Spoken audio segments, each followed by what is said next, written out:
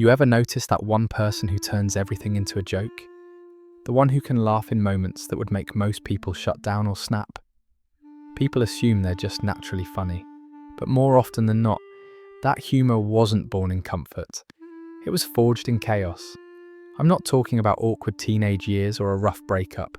I'm talking about the kind of experiences that don't just hurt, they reshape you. The kind that force your mind to evolve just to survive. Watch how they move through the world. Someone cuts them off in traffic.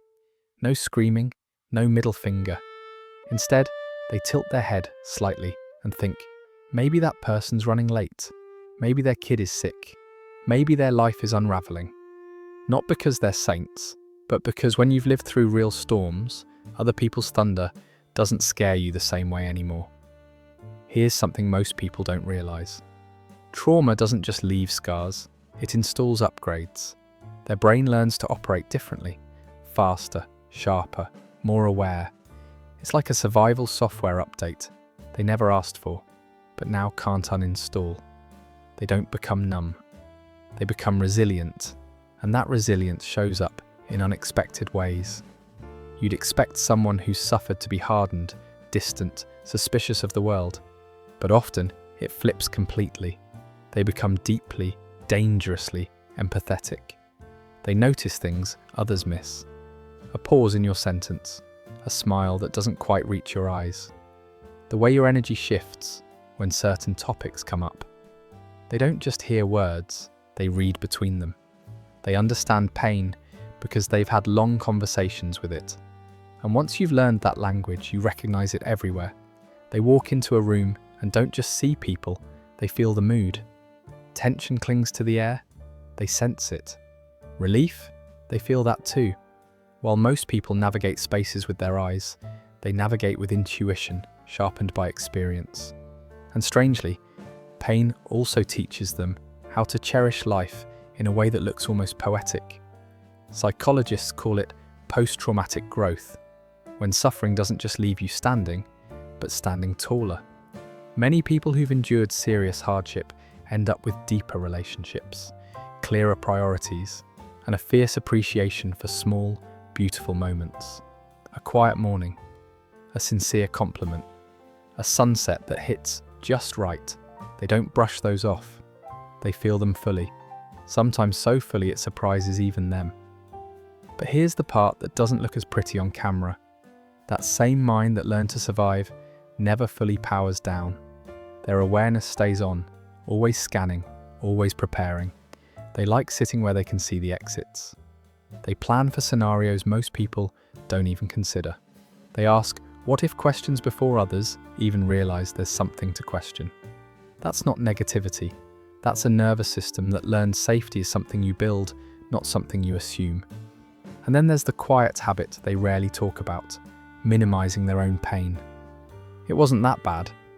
Others had it worse. I'm fine, really. They say it so often, sometimes they start believing it.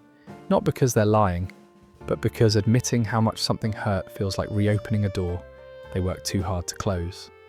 They survived by convincing themselves they were okay, so needing help now feels unnatural, almost like failure, which is ironic because their strength is exactly what makes them human, not weak.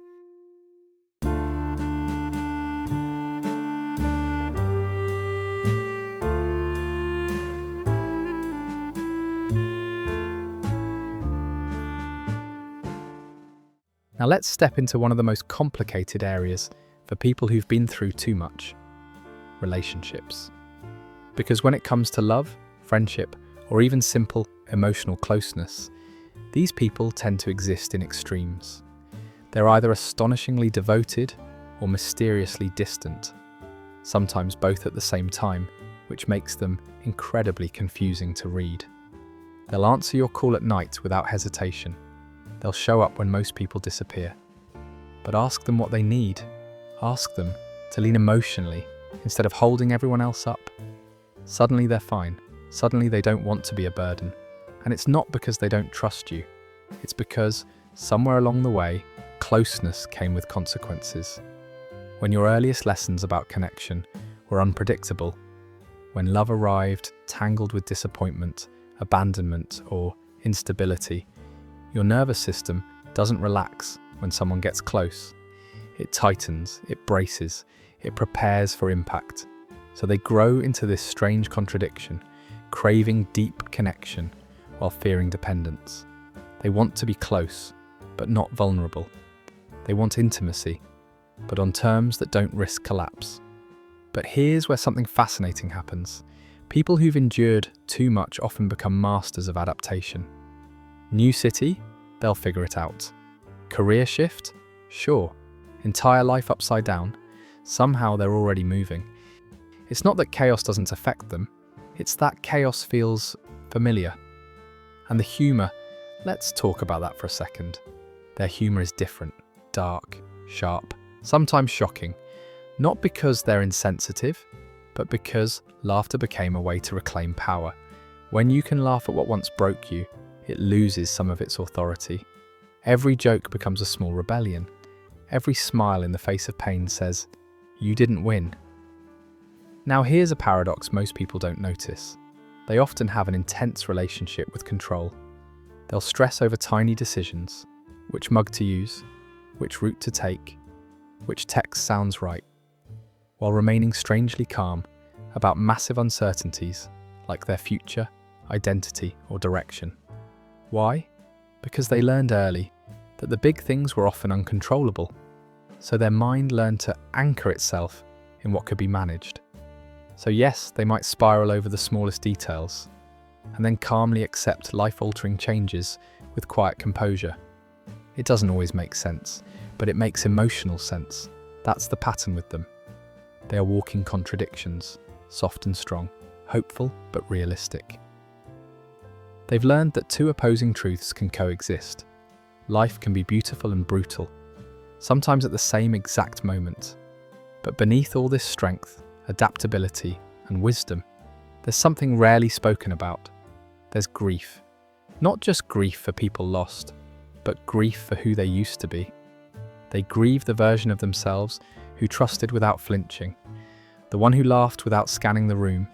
They miss a version of themselves that felt lighter, freer, less careful. How do you explain that kind of loss? How do you tell someone you're homesick for a place that only ever existed inside your own mind? A childhood that wasn't fully lived, a softness that couldn't survive the world as it was, a freedom that arrived only after it was too late to keep. This grief doesn't destroy them. It refines them. It makes them quieter, more observant, more intentional with their energy and their love. They don't chase chaos anymore.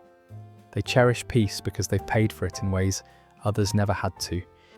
They choose safe people, not because they're weak, but because unsafe ones taught them exactly how painful it is to be careless with your heart. And maybe that's the real psychology behind people who've been through too much. They don't just survive, they develop a rare understanding of what it means to be human. They know that strength isn't about never falling apart. It's about learning how to put yourself back together, even when some pieces don't fit the way they used to. Their pain turned into compassion, and without even trying, they became something rare, a lighthouse, not because their life was gentle, but because they learned how to navigate darkness without losing their light.